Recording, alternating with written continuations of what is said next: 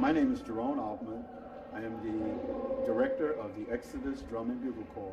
One of the greatest things that I found was that music is always an encouragement and uplifting, and it gives the kids a chance to do great things in the community.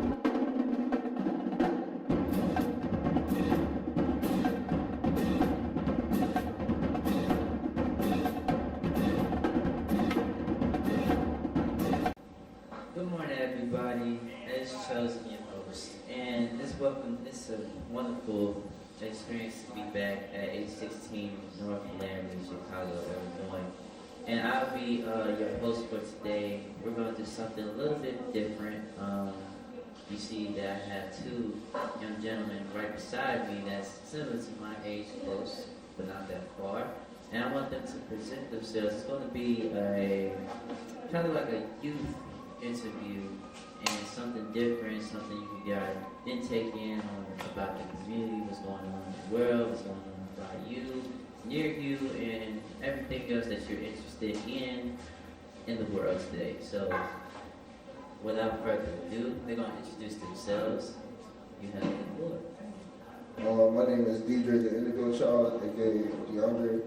I'm a social media manager, and I also manage my own account. You can follow me on Instagram at DJ DDRE __, and my TikTok DJ the Indigo Child at basically at TikTok. Yeah, go ahead, Dre. My name is Dre, aka Dre. He like that too. Yeah. I don't really like to talk that much, but it's okay. It's fine. But it's nice to meet you too. We all three work together in the same team, so it's been a wonderful experience working with you two and knowing your talents and your skills throughout these few weeks and months of knowing you two. So, as in, what is your job within this program? Well, my job is to help Exodus grow. I try everything that I can. Whether we're constantly posting on TikTok, which we are like daily. The numbers have been pretty decent, especially for a newer account. We're starting out with like 500 views on our first one, so we're just pushing every day. This is Steve. Yes. And Dre? I help with the media room. So like DeAndre said, we help Exodus grow and let people know who we are so they can come and see how things work and how we work. That's good. And I do the videography, I do the editing, right along with DeAndre too, and I do the hosting, and I do performances as well, as is he. But I got a few questions. So one question is, if this place was reinvented, renovated, and all of these lovely older people was to just, move on with their lives and their careers and everything also, and we was the only ones left to manage this building, what you think that one change you would do? One change that I would make after like the rehabbing, I think I would just try to open it up more to the people or so, because like it is open for the people, but I feel like if we have to like just I don't know, put more promotion tools into like showing it to more people, if that kind of makes sense. The one thing I would change is try to put a studio upstairs. Yeah. So certain people who like to make music or like to rap, they can come here and go upstairs, practice, and let everybody know what Exodus does. That this is where you be studying or working. My bad. That's good. One thing I would love to do if this place was renovated is to bring more kids that involves any kind of talent. Because I feel like this place has potential. It has potential for a very long time, and entertainment is really gonna bring this place out of this dark days, and that's gonna be one change that I think I would do.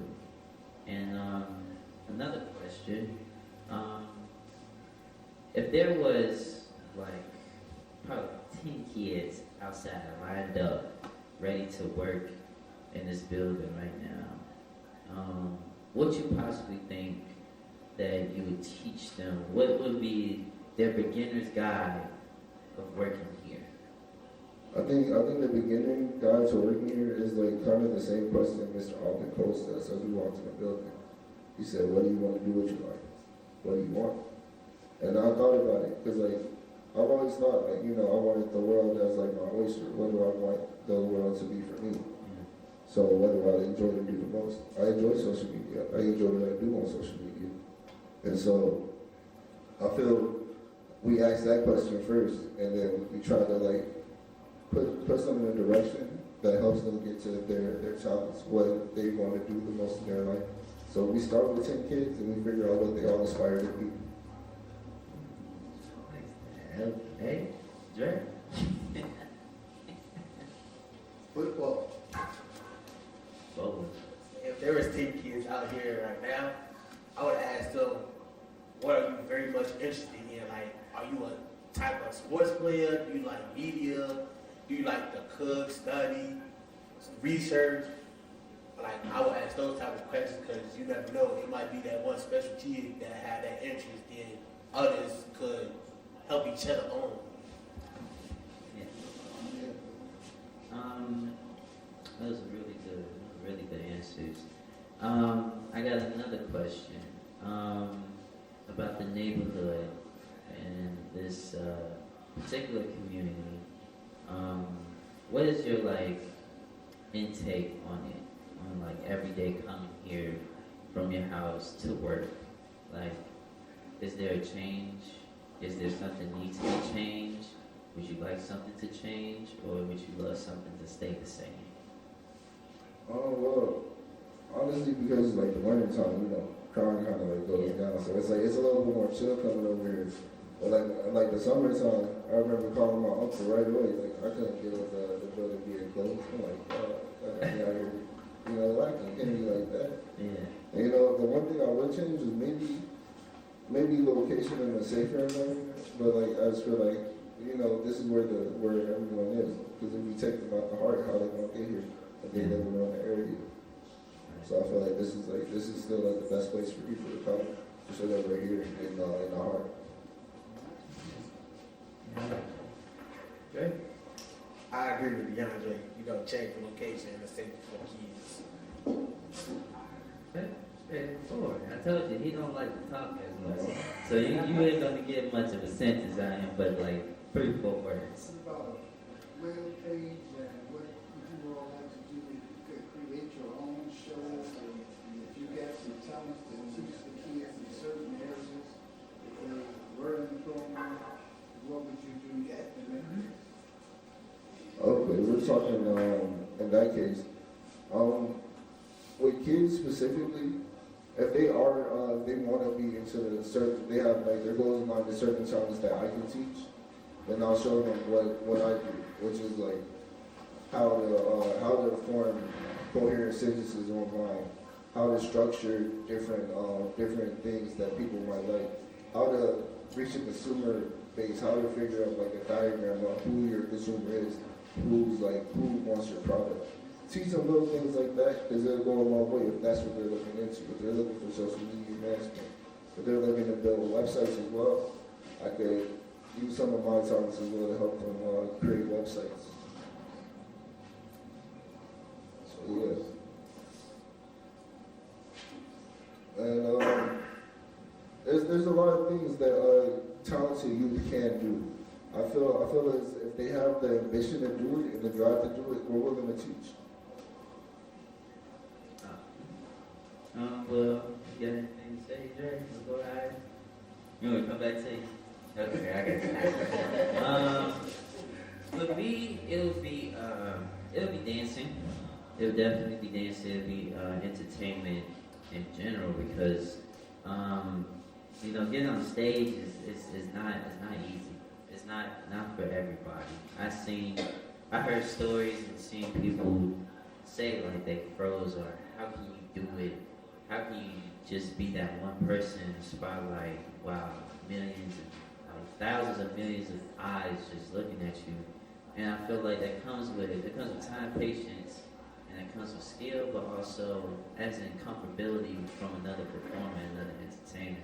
So I will at least build chemistry with a person to make them to feel comfortable in their environment, what they want to be. If you want to be a musician that plays an instrument, if you want to be a singer, if you want to be a dancer, no matter what you want to be, a gymnastics person, whatever, you would feel that comfortability of presenting your talent without overthinking or misconception or misjudgment. And the art of dancing, if you want to be a dancer, I would teach you the art of dance. But then again, I don't know every art of dance, but I would love to learn while you're learning, because creating a learning chemistry and experience can go a long way, and it creates something that is never seen before. So just those things I would definitely present.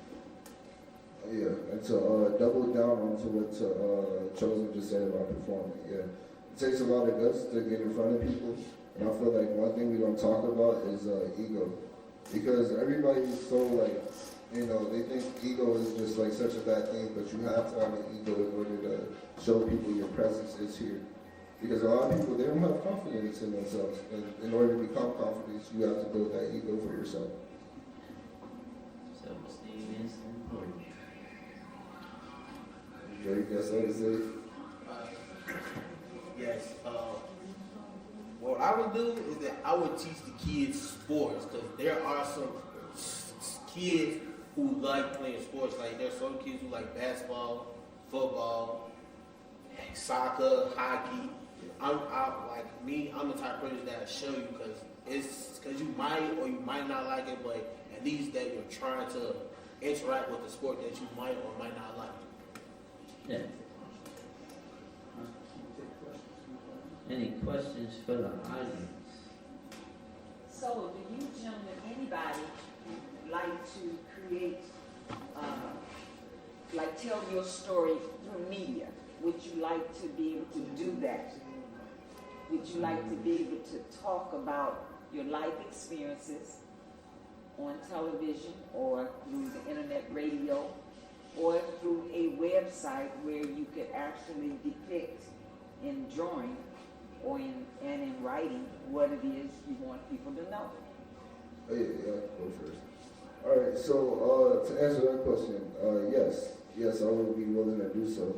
Because I feel like that's an important piece to like your journey. Like as I'm an artist, I put myself out there a lot.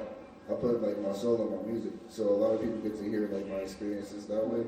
But I also like to vlog it at some point in time and put it up on different pages in order for people to see the journey it took for me to get there. Okay.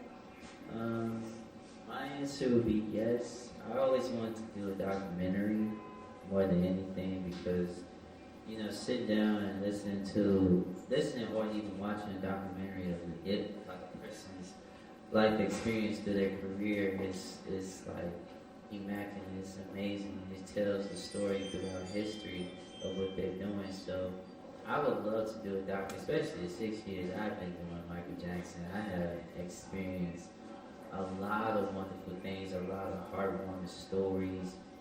You wouldn't believe the people that you see can tell a story so wonderful, so heartwarming, that it's amazing. So I would love to do a documentary more than anything.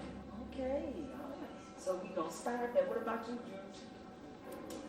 My answer would be yes, because I would love to tell my lifetime story to children, because it might be that one particular children who will say I inspired them because the way I told my life story, and then they can probably tell their life story to their kids or their friends, and then it can just keep building up, because it might be that one particular role model that you might not know, but then you could just gotta sit down and tell me your life story. So if you guys had the opportunity to do a weekly show, what day would you do it on? what time, so we can tell the audience when to come and see you and how. Are we gonna do Facebook Live? Are we gonna do it on Wednesdays? Are we gonna do it on Mondays? What time, so people know to expect you?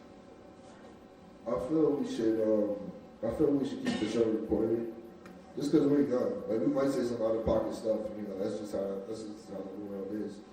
You know, and I feel the best way to do that is we just record it within the course of the week and try to make a consistent basis and post them every Friday.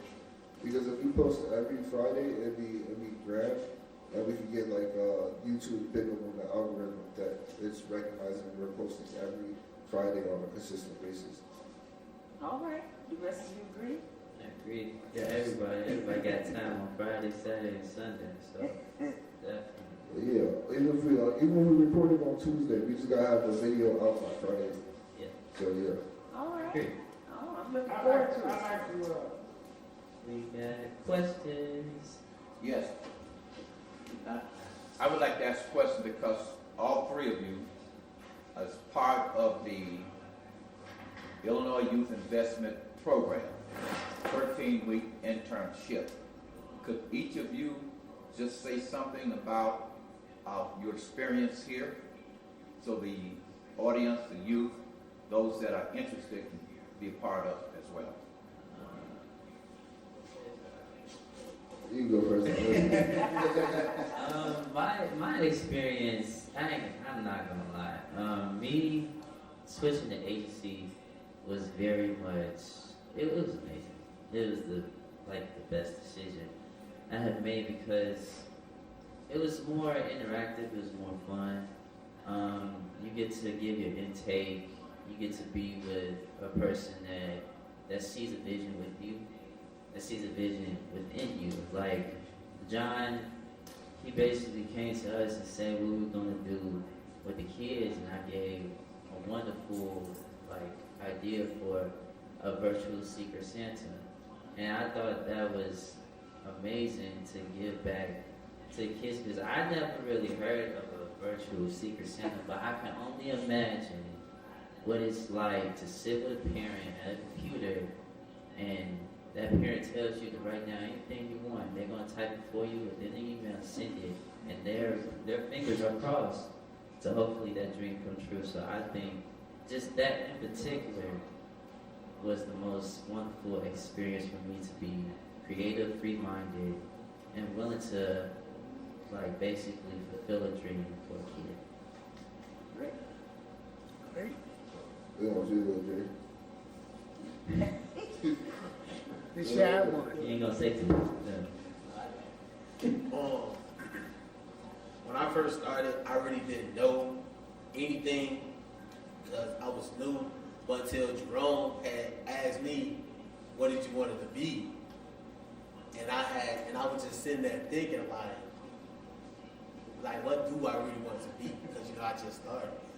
But then later in the days, I figured it out what I wanted to be. I wanted to be part of the media group because it's I can learn a lot more. And then it's I met a lot of people here. So, yeah, it's a lot of fun. Yeah.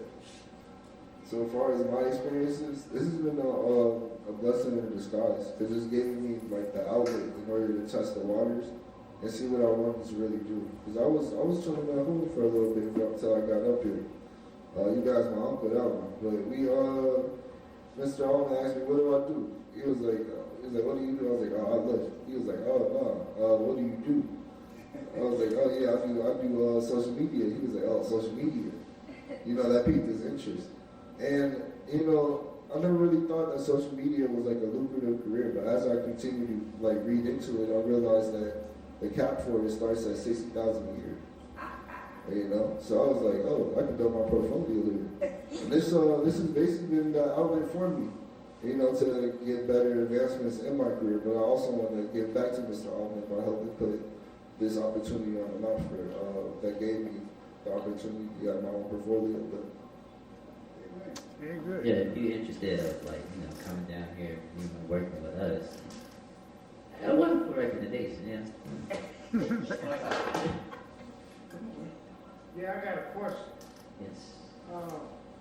Why do you guys think that drugs and gangs is so prevalent in the black community? Okay, go All ahead. right, now, come on now. Who gonna answer that? You got it? So the answer to your question is that, how can I say this? I'm thinking you want to shut off. Yeah. So the reason why you asked the question, it's a lot of things that's going around here that some people might know and some people might not know, like between the gangs and like the drugs, but like especially money, cause like it's especially money, cause a lot of people will do a lot of crazy things to get some money, but it's like if you play with like a little person money, they'll take that as a threat, cause that's like a sign of disrespect, cause people who earns money, they earn it the way how we're doing it by working. Other people earn their money is by being on the street. So, like, if you play with this person money and then you pay the next person, you're playing like you just studying because why are you playing with his money when you paying somebody else? And then once the money situation get too much involved, then it's like other people gets involved, and it's like gangs, then it's polices, people killing each other, people killing polices, and it's like what's really the cause of the situation, and it's right there because it's the money involved. Because a lot of people say they love money, but money can get you in a lot of trouble, and it can't help you find a way out of it. It's the root of all evil. It's very much the root of all evil. Thank you. Anybody else want to elaborate on it? I feel just to double down on what Dre said, literally, money is the root of all evil. My people came up from poverty, you know.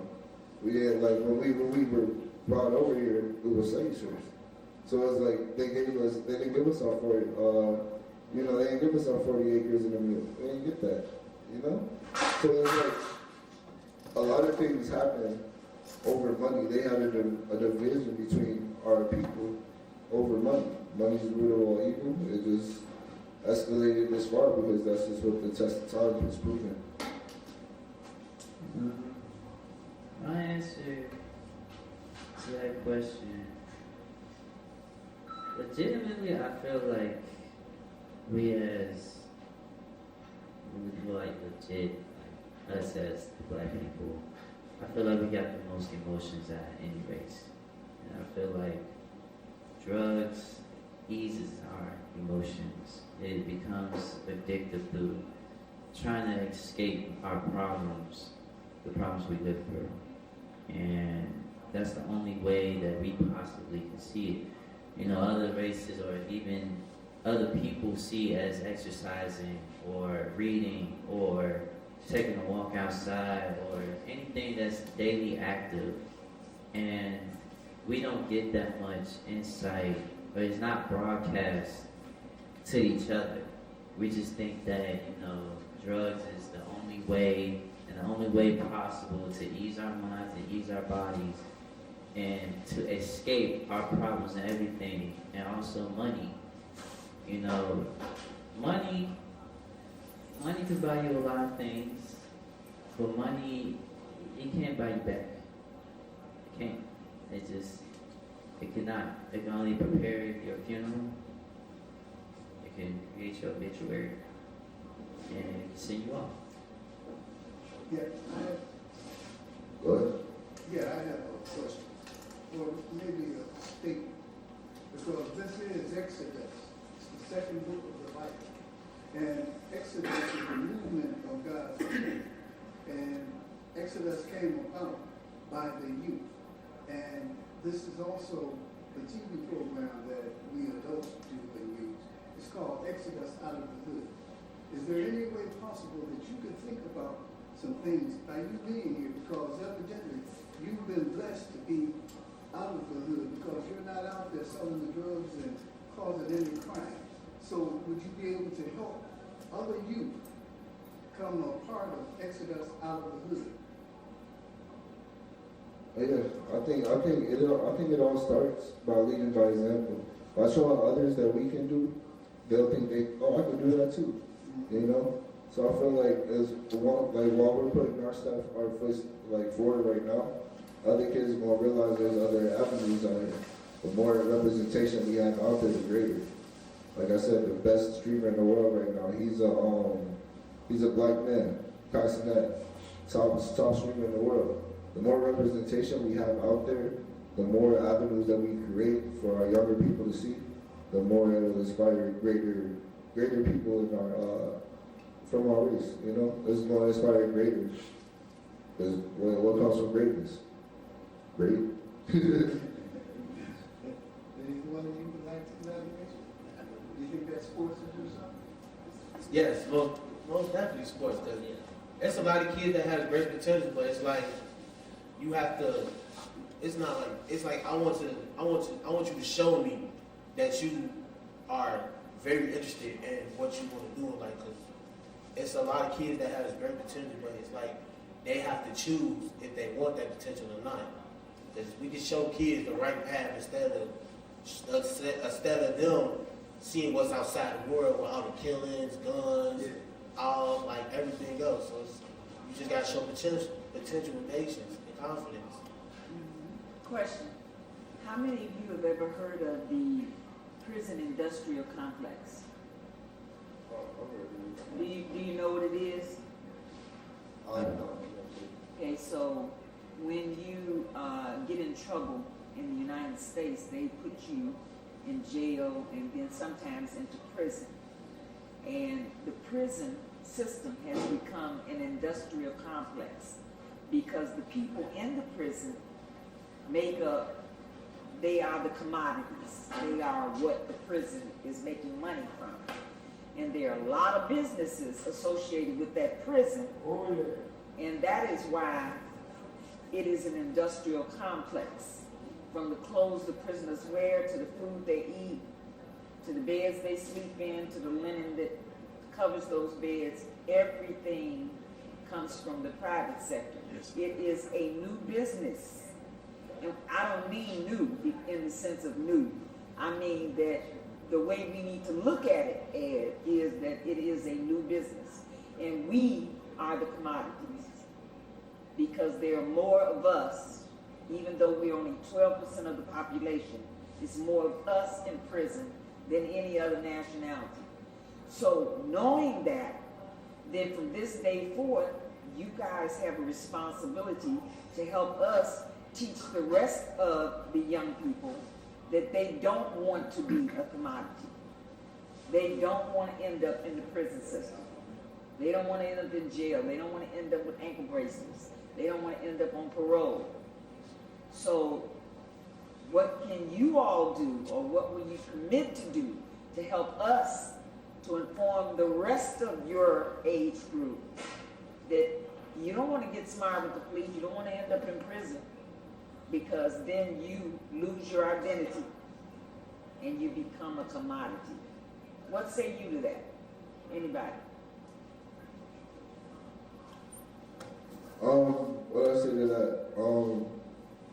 yeah, I definitely agree that we are a commodity to them, especially because like those type of investors, they've been around for ages actually, and there was actually a meeting. Well, hip hop had a meeting a long time ago where those same investors got a bunch of them, and that's when they started to push the negative agenda in the first place. Yeah. But what I say to that is all we can really do is try to be is commit to giving the right information. Because if we started giving the wrong information, then we're just perpetuating the cycle. Exactly. You know, so how do we stop the cycle? By doing the best we can, committed to being greater or the greatest we can, to show other people that there's other ways to win out here. That's right. I agree. All right. Joseph? I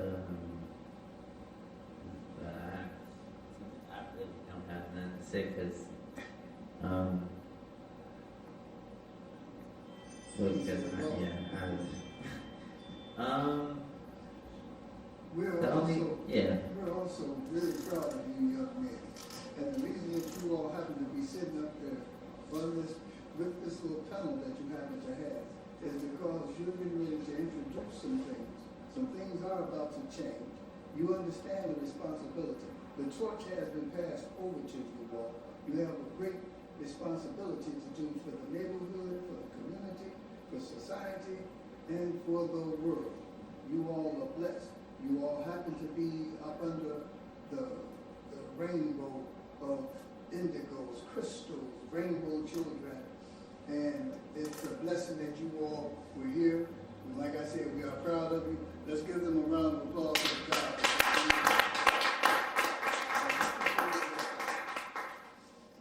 Well, everybody. Yes. Well, everybody, that was it for today's show. We're going to be back with you again another time, but I hope that you loved it. I know it was a fresh right there. And to see us faces, these young faces, give our intake about what's going on in life and basically drawing you into our world to see who we are as a person besides behind the camera. So thank you so much. Have a wonderful day. And we all love you.